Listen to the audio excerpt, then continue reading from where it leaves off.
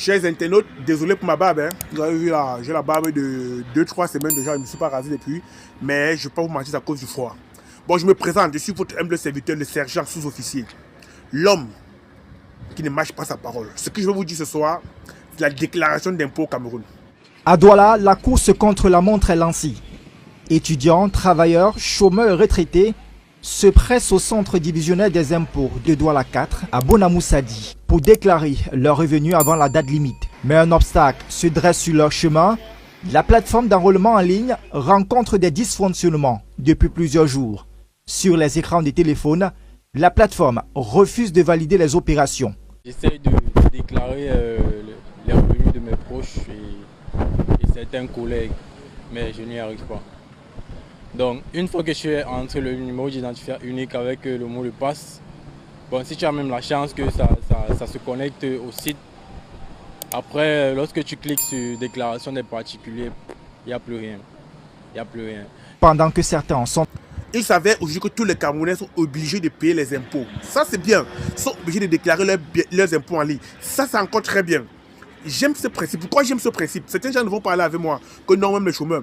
Je veux déjà vous rappeler qu'en Europe, même un sans-papier déclare ses impôts. Je dis bien en Europe, même un sans-papier déclare ses impôts. En Europe, même un chômeur, tout le monde doit déclarer ses impôts. Maintenant, tu payes les impôts en fonction de tes revenus. C'est ça le point. Tu payes en fonction de tes revenus. Maintenant, la plupart des benguistes qui sortent la bouche ici là, je paye mes impôts en France et qui partent au Cameroun réclamer les routes. Il est temps que vous partez payer vos impôts là-bas avant de réclamer les routes là-bas. Parce qu'il est inadmissible que toi, tu vis en France, tu payes tes impôts en France et tu vas en Afrique réclamer les routes. Qui a construit ces routes-là? Qui a cotisé pour construire? Maintenant, très bien initiative à l'État camerounais. J'apprécie l'initiative. Pourquoi? Parce que ça va permettre aux Camerounais qui payent les impôts de s'exprimer, de parler, de réclamer quelque chose. Parce que tu ne peux pas payer tes impôts et tu ne réclames pas. En France, je paye mes impôts, je réclame la route, je réclame la voirie, je réclame plusieurs autres facteurs. Maintenant, au Cameroun aussi, je vais payer mes impôts au Cameroun et j'aurai le droit de parler. Même si on m'arrête, je vais quand même dire parce que je paye mes impôts. Bon, les amis, les impôts, aujourd'hui, je vous parle des impôts, c'est un piège. Les impôts, c'est un piège. Pour beaucoup d'Africains. Pourquoi c'est un piège?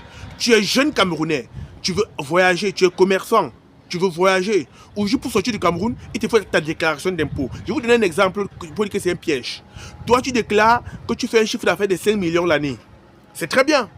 Tu veux aller faire les commerces internationaux, aller en Chine acheter le matériel pour venir vendre au Cameroun. La Chine demande ta déclaration d'impôt. Sa déclaration d'impôt, c'est marqué 5 millions.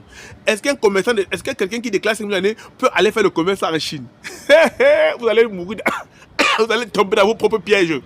Je vous dis bien, quand tu veux déclarer tes impôts, c'est bien, on ne dit pas qu'il ne faut pas jongler, mais n'exagère pas, sinon tes impôts vont te trahir. Il y aura beaucoup de refus de visa à cause de ça. Parce que tu peux être là, tu déclares néant aux impôts, donc tu déclares que tu n'as pas de revenus aux impôts. Et lors de ta demande de visa, pour aller peut-être en Turquie, pour aller à un pays, tu dis revenu, on voit une fiche de paye de 500 000 francs par mois ou de 1 million par mois, alors que sur tes impôts, c'est déclaré néant. Tu montes un contrat de travail de plus de 10 ans. Alors que tu ne peux pas monter tes impôts de 2 ans en arrière. Où est le piège, non, les gars? Où est le piège, non? Faites très attention parce qu'on vous attend au tournant. L'État n'a pété comme pour mettre cette initiative en jeu. On vous attend au tournant. Quand tu vas dire, ok, je vais au Canada étudier, ton père va vouloir déposer une caution de 10 millions. On va voir la déclaration d'impôt de ton père. Ton père déclare niant chaque année. Il va déposer une caution de 10 millions. Où provient l'argent? C'est le piège. C'est le piège. Il y a un gros piège derrière. Je sais que beaucoup d'entre vous n'ont pas lu, n'ont pas compris ça. Mais moi, je vous parle parce que je n'ai pas fait les longues études, mais j'ai compris ce qu'est les impôts depuis que je suis en Europe. Parce que ça fait aujourd'hui 12 ans, 13 ans que je vis en France. Ça fait 10 ans que je paye mes impôts. Donc j'ai compris le piège des impôts. Partout en Europe, partout où tu vas te faire une demande, on te demande ton avis d'imposition. Il n'y a aucun endroit, aucune entreprise, aucun truc que tu vas entrer ici en France. Tu dis que tu veux tel papier, on te demande que monsieur, ramenez-nous vos avis d'imposition. Tu veux demander l'aide juridictionnelle, tu as un dossier au tribunal, n'importe où on demande ton avis d'imposition. Et c'est ça que le Cameroun veut imposer aux Camerounais. C'est ça que les dirigeants camerounais veulent imposer aux Camerounais. Donc, chers Camerounais, si toi, tu veux aller en Afrique, écoute-moi très bien. Toi, tu vis en Afrique, tu veux voyager, tu veux quitter le Cameroun, et que tu déclares 0 francs aux impôts, et que tu te présentes avec les fiches de paie de 700 000 francs par mois, 800 000 francs par mois, tu te présentes avec un chiffre d'affaires de 25-30 millions, alors que tu n'as rien déclaré aux impôts, ton visa serait d'office refusé.